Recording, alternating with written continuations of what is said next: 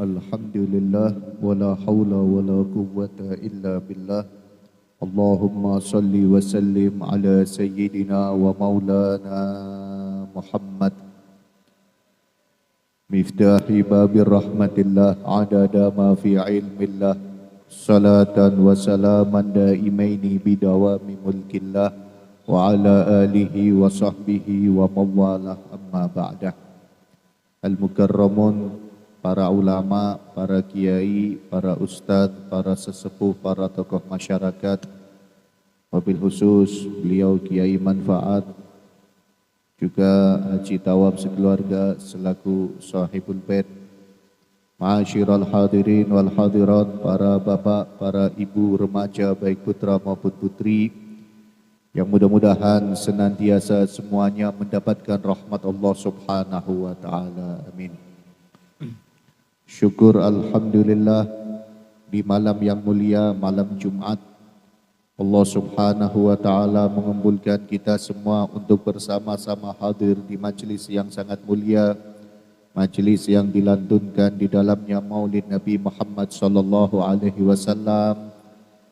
Bersama-sama di dalamnya kita membaca salawat kepada Nabi Muhammad sallallahu alaihi wasallam. Mudah-mudahan malam ini Allah Subhanahu wa taala menerima semua amal ibadah kita dan mengampuni semua dosa-dosa kita, mengabulkan semua hajat-hajat kita, menyampaikan semua cita-cita kita, memberikan jalan keluar dari seluruh problem kita. Dan malam ini mudah-mudahan Allah Subhanahu wa taala mencatat takdir untuk kita sebagai takdir keselamatan dunia akhirat. Amin Allahumma amin. Ma'asyiral hadirin wal hadirat rahimakumullah. Pembacaan kitab yang disusun oleh guru saya Al-Habib Ali Baharun masih melanjutkan Kitabul Ilmi, kitab tentang ilmu. Qala al-muallif rahimahullah wa nafa'ana bihi wa bi'ulumi fid dharain amin. Kitabul Ilmi ilan Qala al-Imamul Hasanul Basri rahimahullah, "Law kana lil ilmi suratun lakanat suratuhu ahsana min surati syamsi wal qamari wan nujumi was sama." Ma'asyiral hadirin rahimakumullah. Sebagian orang menganggap ilmu itu sesuatu yang menakutkan, sehingga mereka menjauhi majelis-majelis ilmu. Contoh ini, maaf, ada orang nggak mau ngaji. Kenapa nggak ngaji? Saya takut kalau tahu ilmunya maka saya harus ngamalkan. Jadi lebih baik nggak tahu sekalian. Dianggapnya kalau nggak tahu berarti nggak dosa. Padahal tidak tahunya kita saja sudah dosa. Tidak tahunya kita sudah dosa. Jadi begini, maaf. Orang jahil tentang syariat, orang nggak tahu tentang ilmu syari, orang nggak tahu tentang ilmu-ilmu yang wajib dipelajari. Jadi memang ada ilmu yang wajib dipelajari. Contoh ilmu tentang sholat, ilmu tentang puasa, ilmu tentang zakat, ilmu tentang haji bagi yang akan melaksanakan haji, ilmu tentang tauhid yang dasar, semuanya itu wajib dipelajari oleh orang Islam. Wajib dipelajari oleh orang Islam. Nah, kemudian ada orang yang nggak tahu tentang ilmu itu, tentang ilmu-ilmu yang wajib tadi. Orang yang nggak tahu tentang ilmu yang wajib tadi terbagi menjadi dua bagian. Terbagi menjadi dua bagian. Pertama, jahilun ma'dzurun. Orang yang nggak tahu tentang ilmu syariat, ma'dzurun, dia dimaafkan. Nggak tahu tapi masih dimaafkan. Nggak tahu tentang ilmunya sholat, masih dimaafkan. Gak tahu tentang ilmunya puasa, masih dimaafkan. Gak tahu tentang sifat wajibnya Allah, masih dimaafkan. Siapa mereka? Pertama, hadithul ahdi fil Islam. Orang yang baru masuk Islam. Orang baru masuk. Kita alhamdulillah dari lahir sudah Islam. Ini nikmat Allah subhanahu wa ta'ala yang sangat luar biasa. Dan maaf Bapak Ibu jangan mengatakan ya Islam lah Bapak Ibu saya Islam. Belum tentu. Ada yang Bapak Ibunya Islam tapi anaknya bukan Islam. Dan saya tahu sendiri orang itu. Bapaknya Islam, ibunya Islam, anaknya nggak mau Islam satu. Yang lain Islam semua. Naudzubillahi min dzalik. Mudah-mudahan kita, anak-anak kita, orang tua kita selamat dunia akhirat. Amin. Ada yang sebaliknya, bapaknya bukan Islam, ibunya bukan Islam, tapi anaknya Islam. Jadi Islam itu nikmat dari Allah bukan karena keturunan. Islam itu kenikmatan dari Allah bukan karena keturunan. Alhamdulillah kita punya nikmat iman, kita punya nikmat Alhamdulillah. Banyak syukur Bapak Ibu. Jangan karena isi dompet kita tinggal 100.000 kita lupa punya nikmat iman. Kita lupa punya nikmat Islam.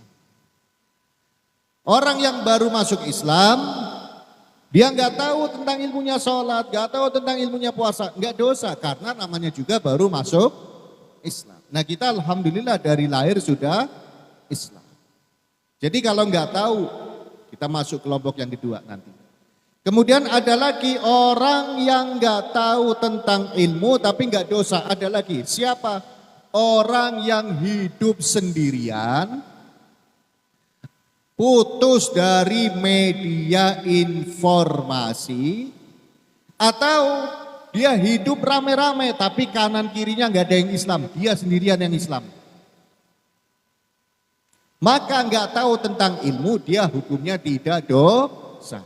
Misalkan ada anak kecil tersesat di hutan, dia tahu kalau dirinya Islam, sampai dewasa nggak bisa keluar dari hutan, akhirnya hidup sendirian di hutan.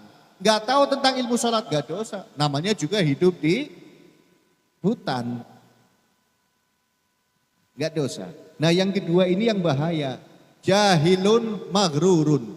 Orang yang nggak tahu tentang ilmu, maghrurun. Dia itu tidak taunya karena tertipu oleh dirinya sendiri. Seharusnya dia bisa tahu, tapi karena nggak mau ngaji, akhirnya jadi nggak tahu. Siapa itu? Masuk Islamnya sudah lama, hidup di tengah-tengah masyarakat Islam. Kita alhamdulillah masuk Islam, bukan masuk Islam dari lahir sudah Islam. Kemudian kita hidup di masyarakat Islam. Kalau kita nggak tahu tentang ilmu, yang salah kita apa orang lain? Kita, bukan orang lain tapi kita.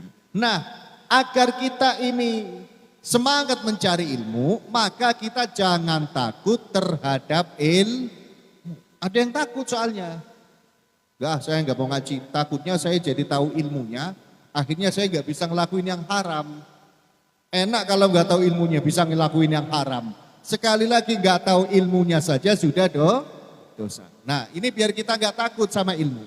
Al-Imam Al-Hasanul Basri mengatakan, "Lau kana lil ilmi suratun." Seandainya ilmu itu punya bentuk. Seandainya ilmu punya tapi kan ilmu nggak kelihatan bentuknya. Seandainya ilmu itu punya bentuk, ilmu itu punya jasad, ilmu itu bisa dilihat bentuknya. Lakanat suratuhu ahsana min surati syamsi wal qamari wan nujumi was sama. Seandainya ilmu itu punya bentuk, kata Imam Hasan Basri, niscaya bentuknya ilmu akan lebih indah daripada bentuknya matahari. Akan lebih indah daripada bentuknya rembulan di saat malam bulan purnama. Kita mungkin lihat matahari gak mampu karena silau. Tapi kalau lihat rembulan bisa enggak kita? Indah apa enggak rembulan? Indah. Bintang, kalau langit lagi cerah, lihat bintang-bintang indah apa enggak? Langitnya saja sudah indah. Ilmu jauh lebih indah dari itu semua seandainya ilmu ada bentuknya. Kenapa kok ilmu jauh lebih indah? Maaf, matahari menyinari dunia ketika siang saja, benar apa enggak? mendung sinarnya hilang. Bulan menyinari bumi ketika malam hari. Dan itu pun tanggal 15 sampai akhir. Awal bulan nggak ada bulan. Awal bulan nggak ada bulan. Tanggal tua juga nggak ada gelap. Tanggal tua itu rembulan semakin tipis, semakin surut sinarnya. Seperti isi dompet tanggal 2 semakin tipis. Tapi dompetnya orang yang sholawatan insya Allah tebal terus, amin. Matahari menyinari hanya siang hari. Rembulan menyinari hanya malam, itu pun nggak bisa setiap hari. Bintang kelihatan sinarnya ketika langit cerah. Langit mendung kayak sekarang nih hujan nggak kelihatan ada bintang. Dan semuanya itu matahari, rembulan, bintang hanya bisa memberikan sinar ketika di dunia. Hanya bisa memberikan sinar ketika di dunia. Ilmu menyinari orang yang punya ilmu. Ilmu menyinari kita siang malam dunia akhirat. Ilmu menjadikan hidup kita terang. Terangnya ketika siang, terangnya ketika malam. Dan memberikan hidup kita menjadi terang dunia akhirat. Orang yang punya ilmu, ilmunya diamalkan, hidupnya cerah. Masa depannya cerah, kuburannya terang. Karena punya ilmu. Nah maaf. Sholat ini contoh sholat. Sholat Bapak Ibu itu kan kunci utama biar kita selamat dunia akhirat. Sholat ini kunci utama biar kita selamat dunia akhirat. Sebagaimana dikatakan awwalu ma yuhasabu bihil abdu yaumal qiyamah as-sholat. Yang pertama dihisab nanti dari seorang hamba di hari kiamat, kita nanti yang pertama ditanya oleh Allah dari kita di hari kiamat, sholatnya kita. Apanya? Sholat. In wujidat tamatan kubilat. Kalau sholat kita sempurna, diterima sholat kita. Sholat sempurna itu bagaimana? Intinya, panjang ini kalau cerita sholat. Sholat sempurna itu intinya sholat yang didasari ilmu. Satanas. Sholat sempurna itu sholat yang didasari ilmu. Kenapa? Karena dikatakan wakul dalam Sofatu Zubat wa kullu man bi ghairi ilmin ya'malu a'maluhu mardudatun la tuqbalu. Setiap orang yang mengamalkan ibadah, melakukan sebuah amal tapi tanpa didasari ilmu, amalnya mardudatun, ditolak, la tuqbalu, tidak akan diterima. Gak usah jauh-jauh Bapak Ibu. Sekarang ada orang gak bisa nyupir mobil, kemudian dia dapat rezeki bisa beli mobil. Mentang-mentang mobilnya sendiri, belinya pakai duitnya sendiri, disetater mobilnya, dimasukkan transmisinya, langsung digas, gimana kira-kira? Nabrak. Kenapa nabrak? Karena nggak punya ilmu mengendarai Kalau pengen selamat, ya dia harus belajar bagaimana cara mengendarai mobil. Mengendarai mobil saja butuh ilmu. Mengendarai mobil butuh ilmu.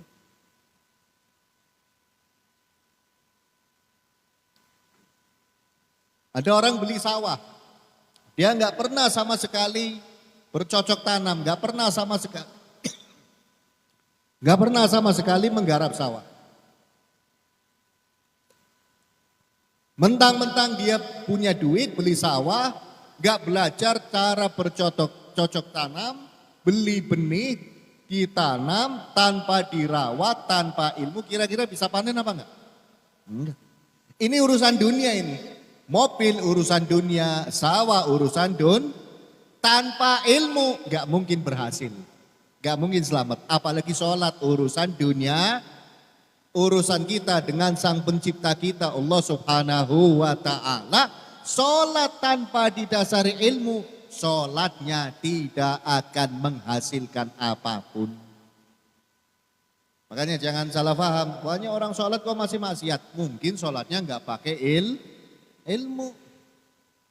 Ya terus ngaji ilmu sholat di mana? Banyak ustadz, banyak kiai di tempat kita. Ayo kita belajar fikih tentang sholat. Puasa tanpa ilmu, puasanya tidak akan diterima oleh Allah Subhanahu. Yang memberikan sinar kehidupan kepada kita Allah. Yang memberikan masa depan kita cerah Allah. Yang memberikan kuburan kita nanti bercahaya juga Allah. Semuanya itu butuh sehingga jangan takut kepada ilmu itu indah, ilmu itu bercahaya, ilmu itu menjadikan hidup kita terang dunia akhirat. Ilmu menjadikan hidup kita terang dunia. Contoh ini, contoh. Maaf Bapak Ibu, bukan berarti orang yang punya ilmu hidupnya lancar-lancar saja, enggak. Bukan berarti orang yang punya ilmu hidupnya enak terus, enggak. Tapi yang enggak enak terasa enak karena ilmu. Ini yang bikin hidup kita enggak enak itu perasaan kita, bukan kejadiannya, tapi perasaan. Kejadiannya terlihat enggak enak, perasaannya enak, ya jadi enak. Nah biar perasaan kita enak ini juga butuh ilmu. Contoh ini, ada satu orang cerita sama saya, ini cerita bukan di kitab. Cerita kejadian nyata. Ada satu orang beberapa bulan yang lalu dia cerita sama saya. Saya ini waktu haji kata orang tadi. Dari mulai datang di negara Arab sampai pulang setiap hari sakit. Waktu haji subhanallah di rumah sehat. Tapi waktu haji sakit terus. Padahal kan haji butuh kekuatan fisik. Haji butuh kesehatan. Tapi dia sakit terus, ada aja yang dirasain pusing lah, yang batuk lah, yang mual lah, terus yang meriang badannya enggak selesai-selesai. Kira-kira haji seperti itu enak apa enggak? Enak. Ya kita pengennya sehat, mudah-mudahan kita sehat terus dunia. Ibadahnya nek. Akhirnya kata orang tadi, tapi saya alhamdulillah semua manasikul haji, semua yang harus saya lakukan ketika haji, saya berhasil ngelakuin semua. Tapi ya payah Beb, saya sakit terus. Dia cerita, pulang dari haji, dia sowan ke kiainya. Orang ini pulang dari haji sowan ke kiainya. Cerita, Kiai saya ini waktu haji kemarin sakit terus Kiai. Setiap hari subhanallah sakit. Sampai rumah sehat lagi. Apa kata kiainya? Enak kamu. Loh kok enak Kiai? Pertama dapat pahala haji, kedua dapat pahala sakit. Pertama dapat pahala haji, kedua dapat pahala. Terasa enak apa enggak? Enak karena kiainya punya ilmu. Di situ dia baru sadar, iya ya enak juga ternyata saya. Hajinya ya bisa selesai kayak orang-orang, tapi saya dapat tambahan pahala kata kiainya. Karena yang lain hajinya sehat, yang saya hajinya sambil sakit.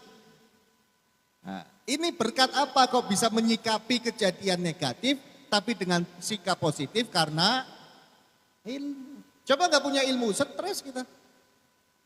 Contoh yang paling gampang karena ilmu. Yang sering terjadi ini. Suami menghadapi istri. Kalau tanpa ilmu, tiap hari ribut bisa 27 kali.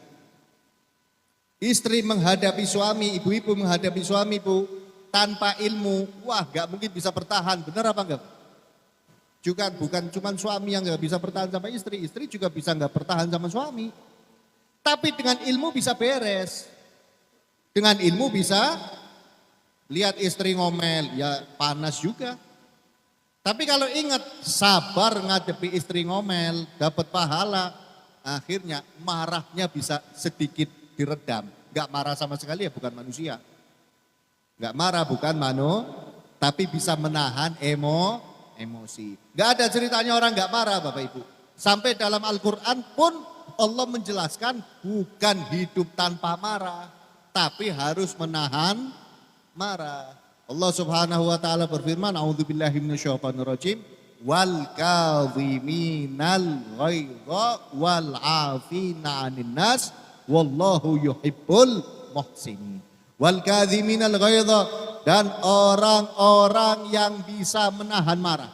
Bukan gak marah tapi menahan marah. Jadi yang mau nempeleng jadi nggak nempeleng, sedikit ngangkat suara. Jadi sedikit ngangkat, yang mau berkata-kata kasar jadi nggak kasar, lebih milih diam. Lebih milih diam. Ya susah juga, suami lagi diam, istri yang nuntut, kok diam sih? Ini padahal lagi nahan amarah ini. Atau istri lagi diam, kok suaminya tanya, kok diam sih Bu? Ini padahal ibu lagi nahan, terus bagaimana? Ya tahan terus. Pahala itu pahala. Jangan akhirnya malah ngungkit-ngungkit, saya udah diam disuruh ngomong. Nah, buyar juga urusannya. Wal afina anin nas. Nah yang kedua, Bapak Ibu, kita ini selama hidup di dunia, ini ilmu juga ini, biar hidup ini enak.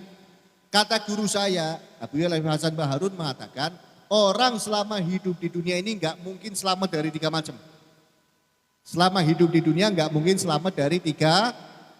Pertama, nggak ada ceritanya orang selamat dari kesusahan. Hidup pasti ada saat-saatnya kita susah, nggak susah terus, tapi ada saat-saatnya kita susah. Yang kedua, gak mungkin selamat dari musibah. Yang ketiga, gak mungkin selamat dari omongan orang. Gak mungkin selamat dari omongan, diem aja jadi omongan. Itu orang diem terus ya, gak pernah ngomong. Ini diem. Padahal katanya uskut taslam, kamu diem kamu selamat. Tapi sekarang gak berlaku itu diem. Diem pun jadi omongan, apalagi ngomong. Diem aja jadi omongan apalagi ngomong. Di rumah terus salah. Banyak keluar juga. Itu orang kok hidup di rumah terus ya. Gak bosen apa dia? Gak kerja apa dia? Keluar terus. Itu orang kapan di rumahnya? Kok keluar terus? Ini sampai ada satu cerita. Ada satu cerita. Pernah Luqman Al-Hakim. Jalan naik keledai sama anaknya. Jalan naik keledai sama anaknya. Di tengah jalan ada yang ngomongin, itu bapak sama anak sama-sama gak punya perasaan. Keledai kurus kayak gitu kok dinaiki 2 orang. Mestinya salah satunya ada yang turun. Ada yang ngomong seperti itu. Akhirnya Luqmanul Hakim ngomong sama putranya, udah nak kamu turun. Bapak biar di atas, kamu di bawah. Jalan lagi ada yang ngomongin, itu bapak gak punya perasaan. Dia sendiri yang naik, anaknya malah suruh jalan. Akhirnya kata Luqmanul Hakim, udah nak, sekarang aku yang turun, kamu yang naik. Anaknya yang naik, ketemu orang lagi. Apa kata orang yang ketiga ini? Itu anak kurang ajar. Dan itu bapak gak bisa mendidik anak. Anaknya naik, bapaknya jalan kaki. Anak macam apa itu? Kok dibiarkan sama bapaknya gak dinasehatin? Salah semua. Akhirnya kata Luqmanul Hakim, ayo nak kita turun bareng, keledai ini kita tuntun. Turun jalan kaki, keledainya juga jalan.